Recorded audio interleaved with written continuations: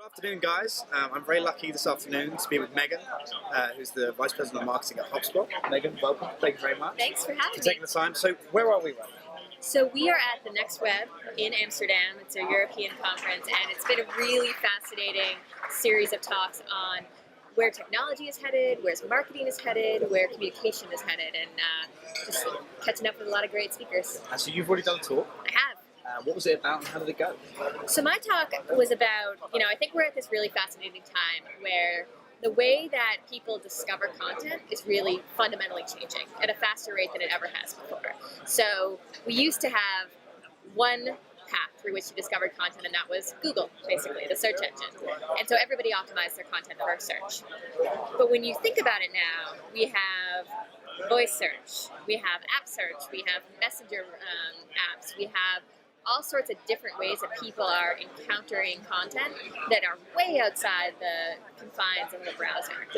And so the talk was really about how do you absorb the way that behavior is changing, build strategies against that, and then hopefully measure that over the long term. And so for millennials who may be trying to start companies, found companies, how important is the marketing of what they're doing in today's world?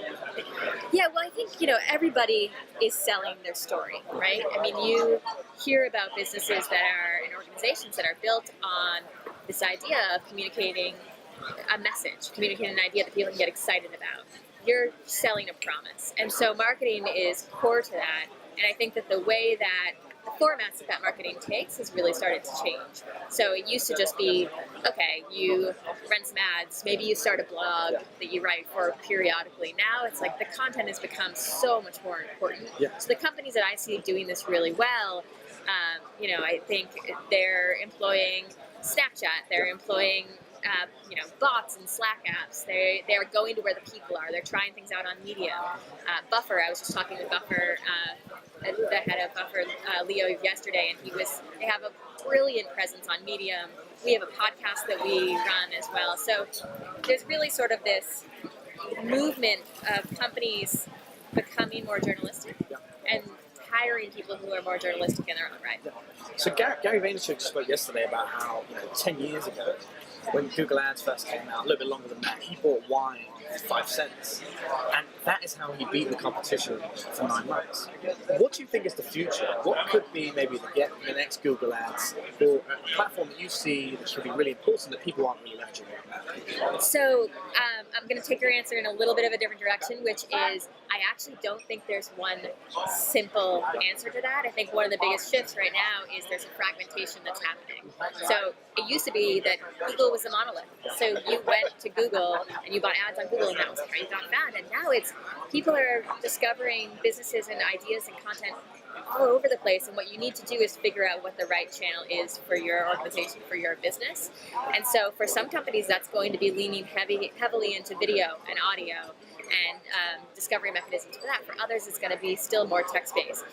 There are some companies that are going to be entirely text and mobile-based. And so you have to really understand the human behavior that's leading towards purchases and interactions with your company before you can pick that mix.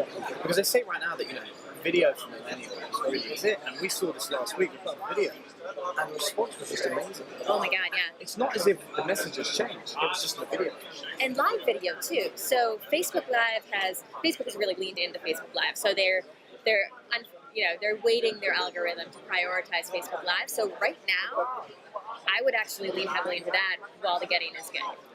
While there aren't that many people in that space, while every Facebook Live video we put up, and it could be the smallest little thing, thousands of views that we would have never otherwise gotten. And so that's probably one space where, look to what's important for some of these major players like Facebook and Twitter and LinkedIn and Google, and try to figure out how to exploit every single new feature that they roll out.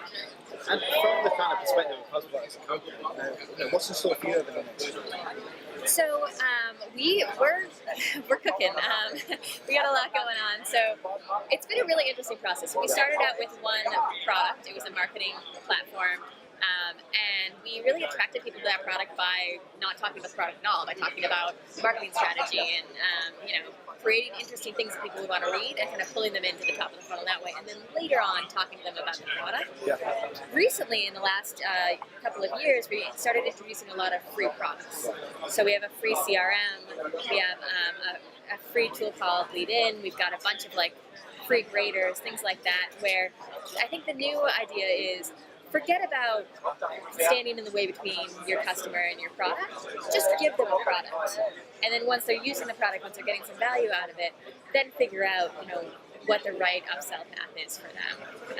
So we're exploring that area right now, is sort of getting out of our own way and getting more product directly into customers' hands. And that's been really fun. We're also growing like crazy, so we're hiring a lot of people.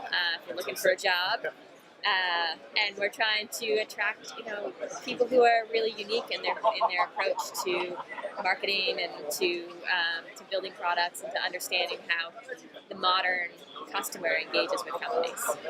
And from my final question, from the kind of American perspective, European markets, are there any subtle differences in the way that people go around building brands? It's funny, I've been asked that before, and I think that there are probably subtle differences, for sure. I think, a lot of it is timing, right? So what's really popular in the States right now may not be popular in LATAM for a couple of years, or may have been popular a year ago in the UK. And so it's really knowing what the needs are in terms of prioritization of what you talk about. In LATAM, they care a ton about social right now. I'm really, really excited about social media and how you use it to engage, including social ads, things like that. That's actually probably older content for somebody like the UK market. So we do those kind of tweaks, but I will say that when it comes to actually understanding the markets, that people's motivations are pretty universal.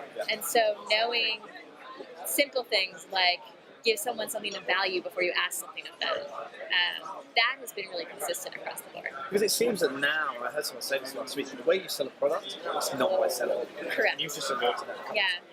So if you can show them value, then they have nothing to do with it. Yeah, because we're so equipped to filter out advertising and marketing and all of these things that we've just been hit with a barrage of this over the last few years. So people are really good at navigating their own way. They don't need you to throw a for sale sign in front of them. So again, you want to get out of the way, you want to give them something of value, and then let them decide what's right for them. Well, look, thank you so much. Thank you so much. All the best.